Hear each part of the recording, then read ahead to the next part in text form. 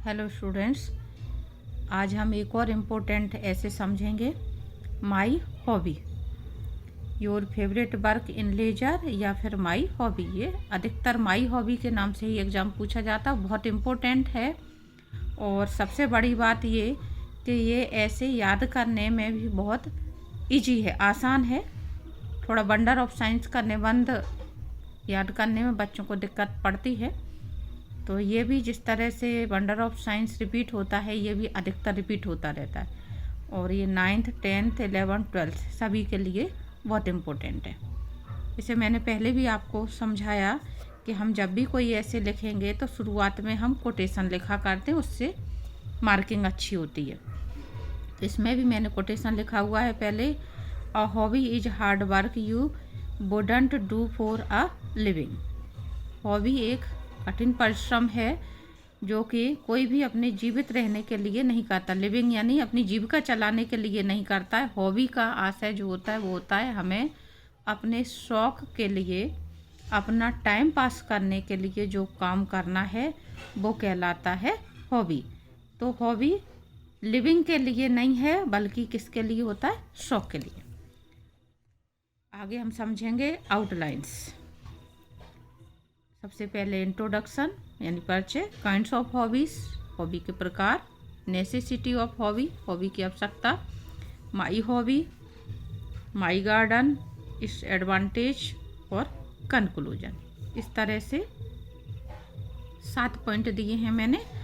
आपने ये जो यहाँ लिखा हुआ है कोटेशन, आप चाहें तो यहाँ पे आउटलाइन के बाद लिख दें, या यहाँ पे आप कोई और कोटेशन जोड़ना चाहें तो आप दूसरा कोटेशन भी जोड़ सकते हैं। पहला पॉइंट समझेंगे हम, introduction. Hobby plays very important role in our life. Hobby हमारे जीवन में बहुत महत्वपूर्ण भूमिका निभाती है। Hobby means work done as a pass time. Hobby का मतलब टाइम पास करना। Hobby is such a work that we do often for our interest. Hobby से आशय या हॉबी मतलब ऐसे काम से है जो हम अपने इंटरेस्ट के लिए करते हैं।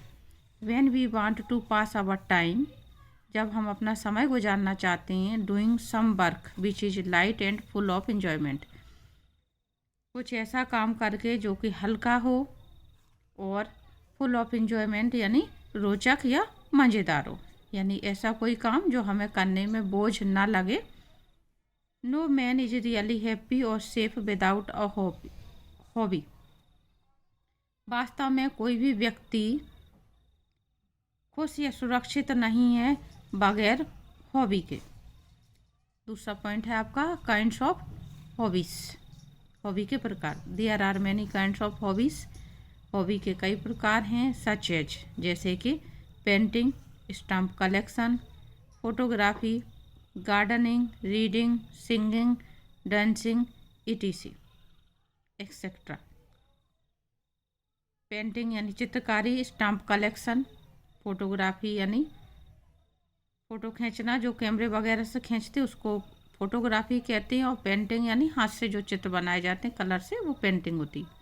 गार्डनिंग, रीडिंग किताबें पढ़ना, सिंगिंग गीत गाना, डांस करना, इस तरह से हॉबी के कई प्रकार हो जाते हैं। We can choose as per our liking. हम अपनी पसंद के अनुसार इनमें से कोई भी हॉबी चुन सकते हैं। नेसेसिटी ऑफ हॉबी, हॉबी की आवश्यकता। Hobby has the ability to change one's life. फिर से यहाँ पे मैंने एक कोटेशन दिया हुआ है, इस तरह से आप चाहें तो लिखें। अगर आप नहीं याद कर सकती हैं तो इसमें कोई गलती नहीं होनी चाहिए, तो छोड़ दें। Hobby has the ability to change one's life, यानी हॉबी में इतनी क्षमता होती है कि वह किसी भी व्यक्ति का जीवन बदल सकती है। Hobbies are a necessary part of our life.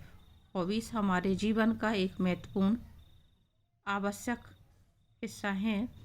In the modern age, आधुनिक जीवन में। Man is not a machine so he has to take shelter to some hobby. मनुष्य मशीन नहीं है, इसलिए उसको किसी न किसी हॉबी की शरण लेनी पड़ती है। Hobby keeps us busy prevent us from boredom and gives us pleasure.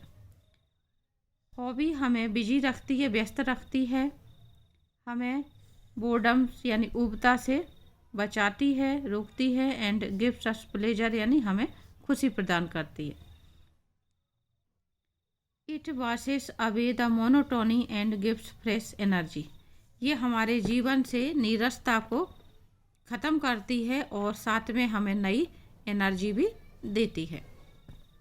Good hobbies improve our skills, creativity, confidence and personality.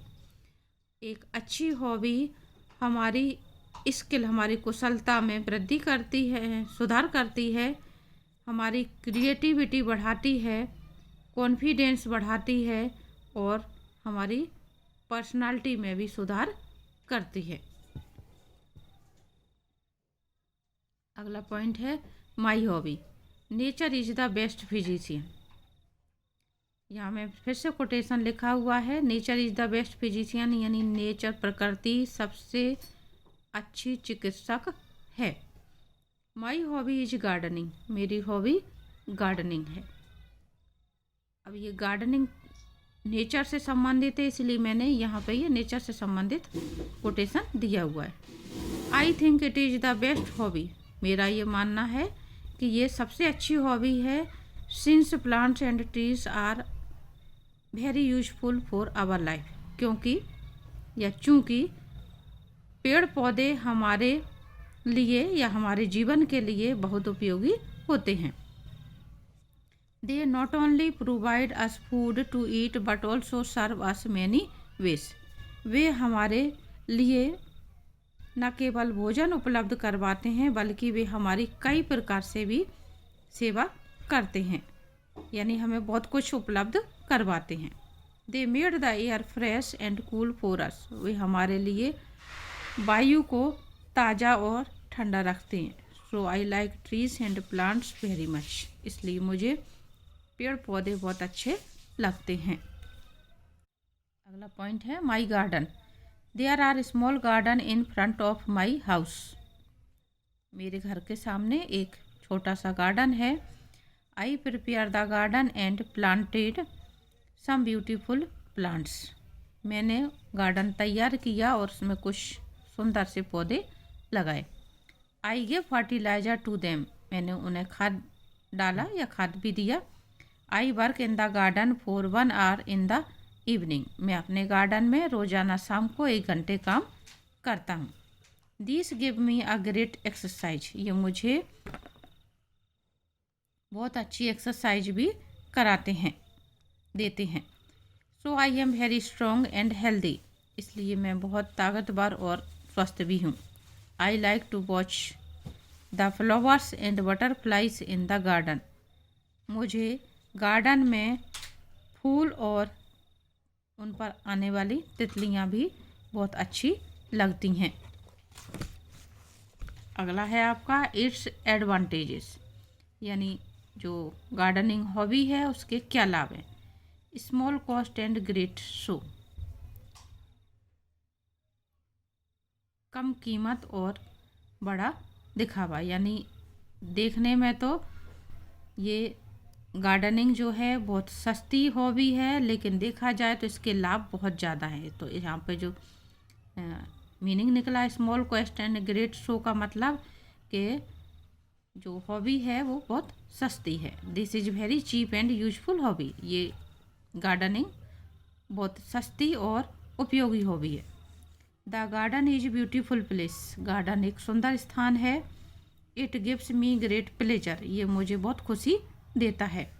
I enjoy the natural scenery and lives with nature.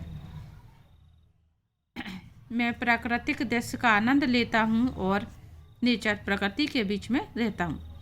Our garden gives us fresh flowers, fruits and vegetables. हमारा जो garden है वो हमें ताज़े फूल, फल और सब्जियां उपलब्ध करवाता है.